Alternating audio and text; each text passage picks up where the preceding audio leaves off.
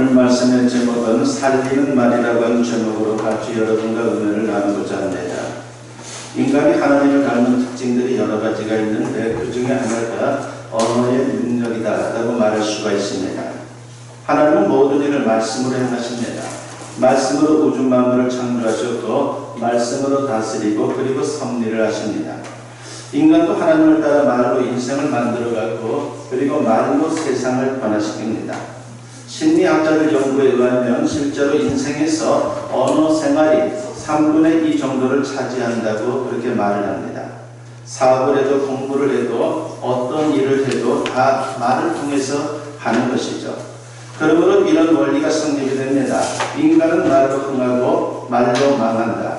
그리고 세상은 말로 흥하고 말로 망한다 라고 말합니다.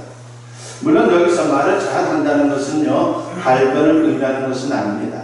지혜롭게 그리고 복스럽게 말하는 것입니다.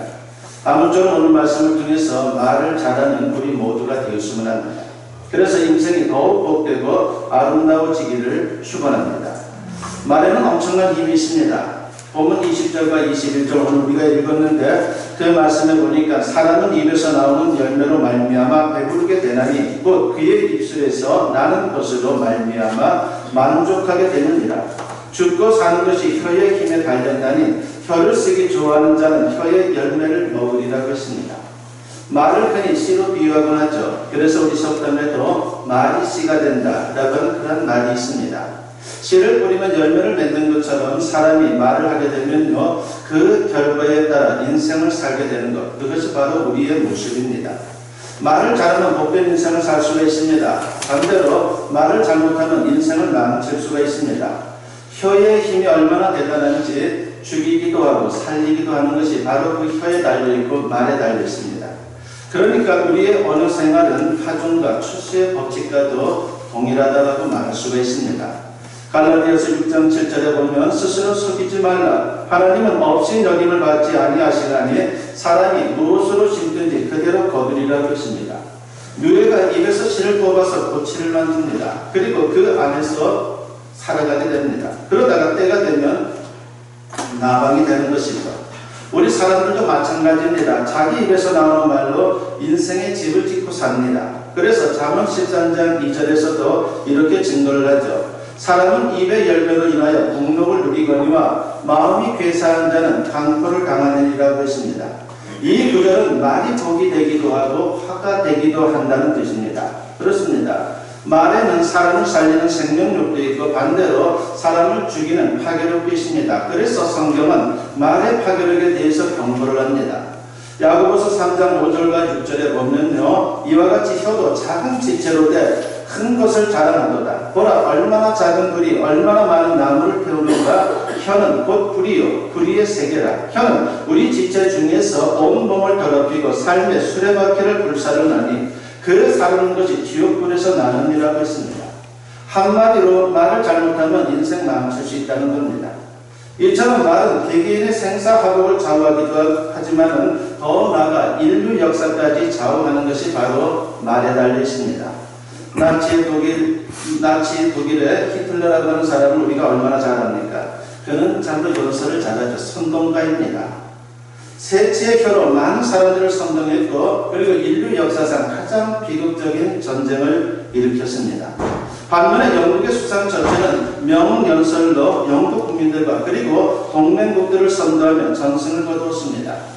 그가 수상이 된 후 행한 여러 가지 연설들이 있는데 지금도 그분의 연설은 많은 사람들에게 회자될 정도입니다. 그 중에 보면 이런 연설이 있었죠. 나에게는 피와 수고와 눈물과 땀 위에는 내놓을 것이 아무것도 없습니다 라고 했습니다. 그리고 나는 세계를 암흑의 시대로 후퇴시키지 않기 위해 싸울 것입니다 라고 했습니다.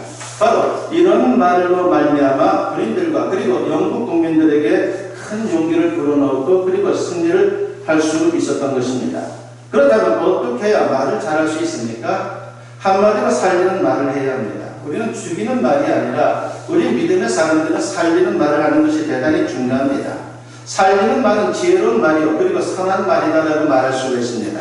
인간은 본래 죄인인지라 마음속에 부정적인 생각, 악한 생각으로 얼마나 가득한지 모릅니다. 그냥 가만 놔두면요, 자연스럽게 우리가 하는 말은요, 부정적인 말, 악한 말, 기껏해야 어리석은 말을 할 수밖에 없습니다. 그러므로 어리석은 말, 나쁜 말을 하지 않도록 언제나 우리가 조심해야 되고, 더 나아가 지혜로운 말을 하기 위해서 우리가 꾸준히 노력하는 그러한 자세가 필요한 것입니다. 그럴 때 얼마나 아름다운지 잠언 16장 23절과 24절은 이렇게 증거를 합니다. 지혜로운 자의 마음은 그의 입을 슬기롭게 하고 또 그의 입술에 지식을 더하느니라. 선한 말은 꿀송이 같아서 마음에 달고 뼈에 양약이 되느니라 하고 있습니다. 선한 말은 꿀송이와 같다고 했습니다. 심지어 건강에도 좋다라고 말합니다. 그러니까 좋은 말을 하면요, 여러분 건강에도 좋다는 것이죠. 우리가 나쁜 말을 하게 되면요, 반대로 나에게 좋지가 않습니다. 그 마음이 얼마나 참으로 고통스러운지 모릅니다. 지혜롭고 선한 말은 그래서 나도 살리는 것이고 다른 사람들도 살리는 겁니다. 그리고 세상을 아름답게 변화시키는 것이죠. 그런데 말은 쉽지만 실제로는 쉽지가 않아요. 이게 문제입니다. 몇 년 전에 한국교총과 EBS가 공동으로 중고등학생들을 대상으로 이제 그들에게 소형 녹음기를 달아놓고 4시간 동안 관찰을 했습니다. 그러니까 여기에는 뭐 모범생만 있는 것이 아니라 참으로 어떻게 보면 문제아라고 말할 수 있는 그런 학생들도 같이 있었습니다. 그런데 그 결과 1인당 평균 194회, 그러니까 75초에 한 번꼴로 욕을 하는 것입니다. 이것은 모범생과 문제학생 사이에 구별이 없었습니다. 욕은 안 하지만 밥맛없게 말하는 그런 사람들도 많았습니다. 어쩌면 우리도 그런지 모릅니다. 그러므로 우리는 정신을 바짝 차리고 지혜롭고 선한 말을 의도적으로라도 할 필요가 있는 것입니다.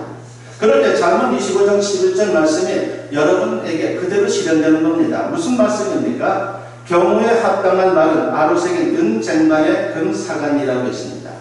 그러면 구체적으로 어떤 말을 해야 합니까? 첫째는 존경의 말을 해야 합니다. 우리가 여러 가지 말이 있지만 그 중에 존경의 말을 하는 것은 대단히 중요한 것이죠. 모든 사람들은요, 인격을 존중받기를 원합니다. 아이들도 인격을 무시하면 얼마나 싫어하는지 모릅니다. 가까운 사이라도 상대방의 인격을 존중하는 말을 주고받아야 합니다. 혹시 농담을 하더라도 인격을 무시하는 말을 하지 않도록 우리는 조심할 필요가 있습니다. 몇 년 전에 서울 보라매 공원이라고 하는 것이 있죠. 거기에 대낮에 살인사건이 있었습니다. 30대 남자가 50대 남자를 발로 걷어차서 그 50대 남자가 현장에서 즉사를 했습니다. 50대 남자가 술을 마시고 벤치에 누워있다가 지나가는 30대 남자에게 실직자냐고 그렇게 물었습니다. 대낮에 공원에 온 걸 보니까 너는 실직자 같다고 그렇게 말을 한 것이죠. 그러니까 30대 남자가 기분이 상해서 당신이 실직자니까 나도 실직자로 보이느냐고 대받아 쳤습니다. 그러자 50대 남자가 벌쩍 일어나더니 우리가 늘 하는 말이 있죠. 너 몇 살이야? 그 얘기를 하죠. 그러면서 어른도 몰라본다라고 싸움이 시작되었고 치고받고 싸우다가 결국은 죽었습니다. 인격을 무시하는 말 한마디가 만든 엄청난 비극입니다. 반대로 상대방의 인격을 존중하는 말로 행복해진 사람들이 있습니다. 수년 전 기네스북에 오른 영국 노 부부의 이야기입니다. 너무나도 행복한 부부였기 때문에 기네스북까지 올랐어요. 그분들은 결혼 80주년을 맞이한 105세와 그리고 100세의 부부였습니다. 평생 금슬이 좋게 부부 생활을 하고 80주년을 맞이했다고 해서 기네스북에 등재된 겁니다. 기자가 인터뷰를 하면서 그 비결을 물었습니다. 그러자 부인이 이렇게 대답을 합니다. 특별한 것 없습니다. 우리는 그저 세 마디 말을 하면서 살았을 뿐입니다. Thank you, 그리고 sorry, please. 이 세 말만 했다는 것이죠. 그러니까 참으로 감사하다는 말, 그리고 미안하다는 말, 그리고 어떻게 보면 함부로 이렇게 윽박지르는 것이 아니라 제발, 어떻게 보면 부드럽게 이렇게 도움을 요청한 그런 말을 한 것이죠. 가까운 사이라도 상대방의 인격을 존중하는 말을 하게 되면요, 좋은 관계를 유지하면서 행복한 삶을 살 수 있다는 것입니다. 두 번째로 우리가 해야 될 말은요, 격려의 말을 할 필요가 있습니다. 살다 보면 때때로 어렵고 힘들고 낙심될 때가 있습니다. 그리고 열등감을 느낄 때가 있습니다. 그럴 때 격려의 말 한마디가 그 사람을 살리게 되는 것이죠. 그리고 그 사람의 인생을 바꾸게 되는 겁니다. 미국 테네시주의 작은 마을에 한 아이가 살았습니다. 그는 체구가 작고 아버지가 누군지를 모르는 사생아였습니다. 마을 어른들은 자녀들이 그 아이와 노는 것을 금했어요. 그러니까는 누구 아들인지도 모르는 아이와 노는 것은 자녀 교육에 좋지 않다고 그렇게 생각하는 것이죠. 그러다 보니까 동네 아이들도 그 아이를 무시했습니다. 그러다 보니까는 그 아이에게는 친구가 없었어요. 언제나 외톨이였습니다. 그렇게 외톨이로 지내게 되었는데 12살 때 교회 목사님이 새로 부임했다는 그런 소식을 듣게 되었습니다. 그 아이는 호기심에 교회 갔지만은요, 사람들을 피하고 싶어서 늦게 갔다가 일찍 나오는 그러한 신앙생활을 하기 시작했습니다.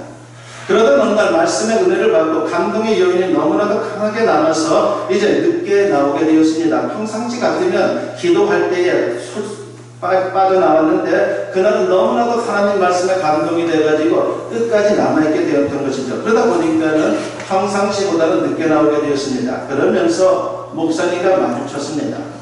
목사님이 이제 그 아이를 보면서 예배 시간에는 봤지만은 도저히 어떤 아이인가 혼자 와서 앉아있으니까 늘 궁금했어요. 그래서 물었습니다. 네가 누구 아들이더라고 말입니다. 주변 사람들이 놀라서 멈칫합니다. 그때 목사님은 환한 얼굴로 이렇게 말합니다.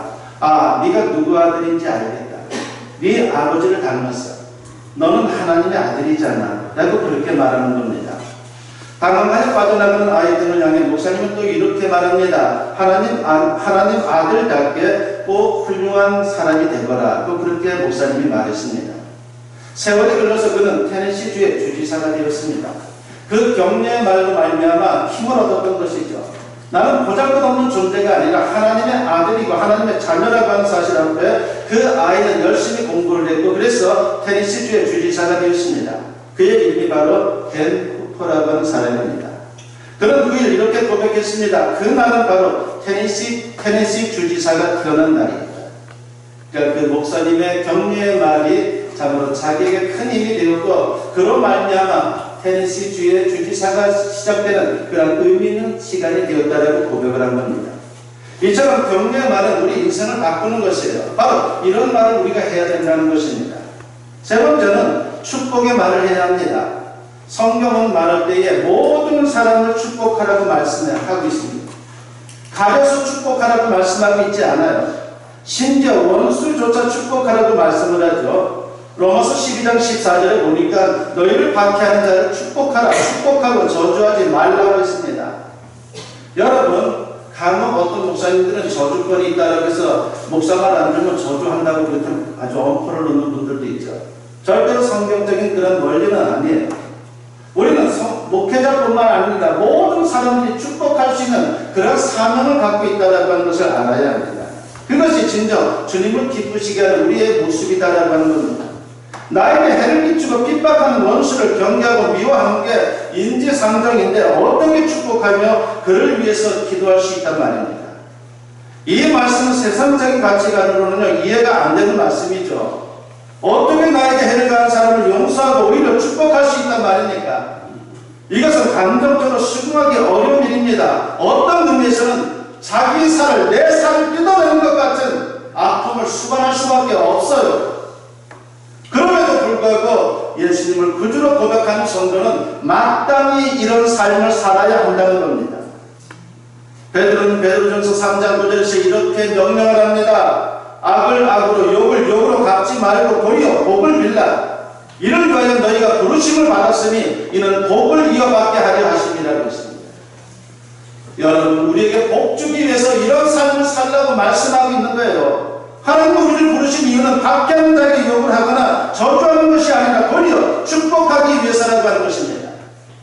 하나님은 우리가 유혹과 저주가 난무하는 이 세상에서 이웃을 용서하고 축복함으로 하나님의 사랑을 세상에 보이기를 원하고 있습니다. 그러므로 상대가 어떤 사람이든 저주하지 말고 복을 빌어야 합니다. 저주하는 것은 하나님 자녀의 신분과 어울리지 않습니다. 저주하는 것은요, 우리 믿음의 사람들의 모습과는 전혀 다른 것입니다. 누가복음 10장 5절과 6절에 보면요, 예수님께서 70명의 제자들을 파송하시는 장면이 나오죠. 그때 이런 말씀을 합니다. 어느 집에 들어가든지 먼저 말하되 이 집이 평안할지어다 하라. 만일 평안을 받을 사람이 거기 있으면 너희의 평안이 그에게 머물 것이요, 그렇지 않으면 너희에게로 돌아오리라고 했습니다.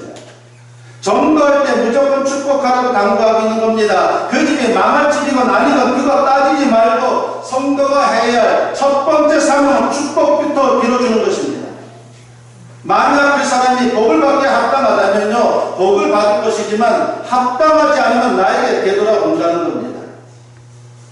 여러분들 잘 아는 무디 목사님이 있습니다. 이 무디 목사님의 전도 비결이 바로 이거예요. 예. 그분은 가는 곳마다 축복하는 것이 그분의 어떻게 보면 삶이었습니다. 어린이를 만나건 어른을 만나건 그는 축복을 했고, 술주정뱅이를 만나도 축복했고, 깡패를 만나도 축복했습니다. 그런데 놀라운 것은 축복하는 대로 그들이 변화되었다는 것이에요. 안 될 것 같은데 되었어요.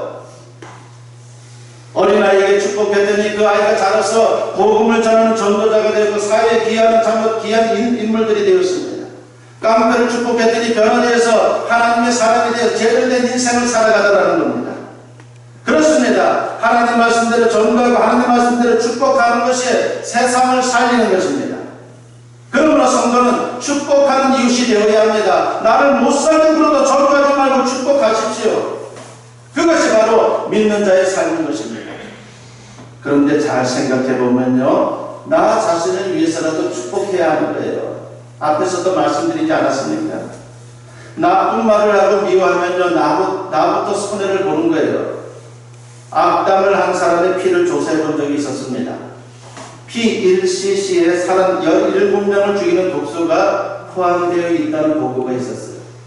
그러니까는 그 엄청난 독소, 내가 남을 저주하고 남에게 악담을 퍼부을 때 내 마음속에, 내 피 속에 엄청난 독이 생긴다는 것이죠. 결국 나에게 해를 끼칠 수밖에 없는 것입니다.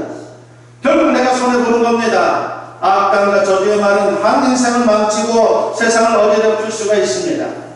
미국에서 재소자들을 대상으로 조사해봤더니만요, 놀라운 사실이 드러났어요. 재소자의 90%가 어린 시절 부모나 어른들로부터 감옥에 갈 놈이라고 하는 말을 듣고 그렇게 자랐다는 겁니다. 흔히 부모님들이 화가 난다고 자녀들에게 욕하는 경우가 있어요. 요즘은 그렇지 않은데 옛날에는 참 욕을 많이 했습니다. 빌어먹으려, 염려를 할까 죽으려, 망할 놈들, 이것보다 더 심한 욕을 하는 부모님도 봤어요.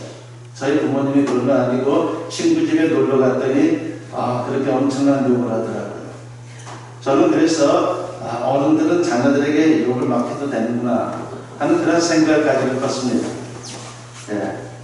근데 참 여러분 생각해 보세요. 말대로 되면 어떻게 하려고 이런 말을 합니까? 그런데도 다행스럽게도 아이들의 코를 풀어주면서 흥해라 흥 그렇게 말하면서 그래도 괜찮아지지 않았나 하는 생각을 해봅니다. 기억하십시오. 자녀들은 부모의 말을 먹고 자라는 겁니다.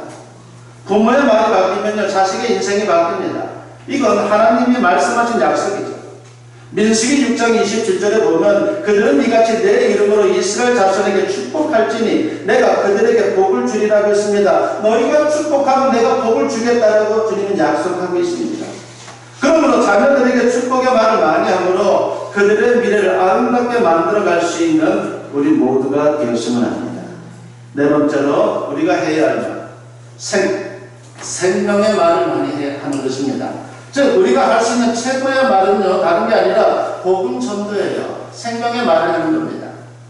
그 한마디로 한 영혼을 구원하는 것이죠. 지옥에서 천국으로, 불행에서 행복으로 옮길 수 있는 것입니다. 그러므로 가족과 이웃에게 부지런히 우리가 복음을 전하는 것 대단히 중요합니다. 우리가 잘 아는 성경 구절 한두 개만 전해주면 돼요. 여러 가지 복잡하게 생각하지 마세요.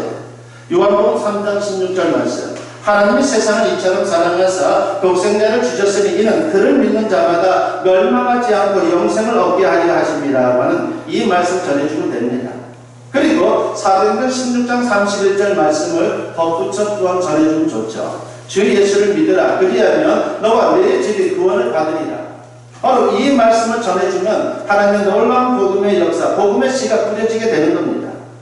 우리가 전하는 생명의 복음 한마디가 한 영혼을 구원하고 그 인생을 바꿀 수 있는 것입니다. 더 나아가 이 세상을 아름답게 변화시킬 수 있는 거예요. 여러분, 정치가 엉망이라고 참 많은 말씀들을 하시죠.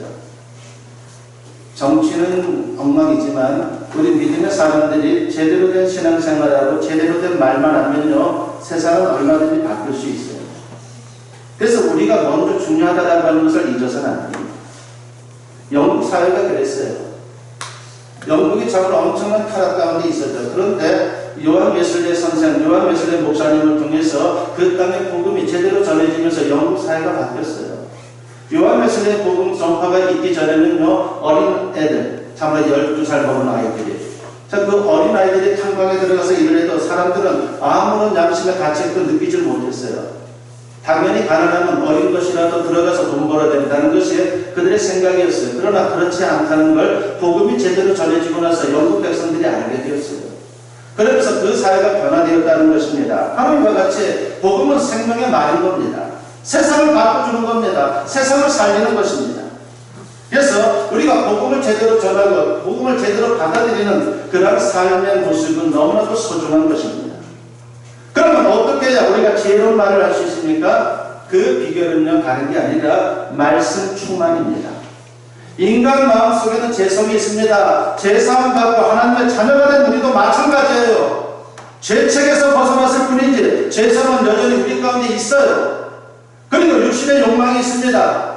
그래서 나쁜 생각을 하게 되고 나쁜 말을 하게 됩니다. 그러므로 먼저 마음이 변화되어야 하는 것이죠. 날마다 말씀을 보며 회개함으로 마음속에 나쁜 것을 제거하고 말씀에 나타난 하나님의 지혜로 우리의 마음을 가득 채워야 하는 겁니다. 그러면 지혜로운 말을 할 수가 있어요. 자동적으로 말입니다. 베드로전서 4장 11절에 보면요, 만약 누가 말하려면 하나님의 말씀을 하는 것 같이 하고라고 했습니다. 마음속에 말씀이 충만하면요, 하나님께 찬송과 기도가 나오고 사람에게 그리고 서로에게 지혜로운 권면을 할 수 있는 그러한 모습으로 바뀌는 겁니다. 그리고 예수님처럼 말하게 됩니다. 무엇보다 우리가 말씀 충만하면요, 자연스럽게 성령 충만해지고 성령께서 우리 마음을 컨트롤해 주는 겁니다. 골로새서 3장 16절과 17절에 보면 그리스도의 말씀이 너희 속에 풍성히 거하여 모든 지혜로 피차 가르치며 권면하고 시와 찬송과 신령한 노래를 부르며 감사하는 마음으로 하나님을 찬양하고 또 무엇을 하든지 말이나 일이나 다 주 예수의 이름으로 하고 그를 힘입어 하나님 아버지께 감사하고 있습니다. 우리 인생은 말하는 대로 됩니다. 우리가 어떤 말을 구사하는 사람인가, 그것이 우리 각자의 인생을 결정하게 될 것입니다. 우리가 내 가족과 자녀들에게 어떤 말을 하느냐가 우리의 가정의 모습을 결정할 것입니다. 우리가 주변 사람들에게 어떤 말을 하느냐가 우리가 살아가는 이 세상의 모습을 결정하게 될 것입니다. 그래서 우리는 참으로 중요한 사람들이에요. 중요한 사명을 갖고 있는 사람들이라고 하는 것입니다. 우리 말씀 충만함으로 말을 잘하는 하나님의 사람들이 되었음을 합니다. 그래서 나도 살고 남도 살리고 세상을 변화시킬 수 있는 축복의 하나님의 사람들이 되시기를 주님의 이름으로 간절히 축원합니다.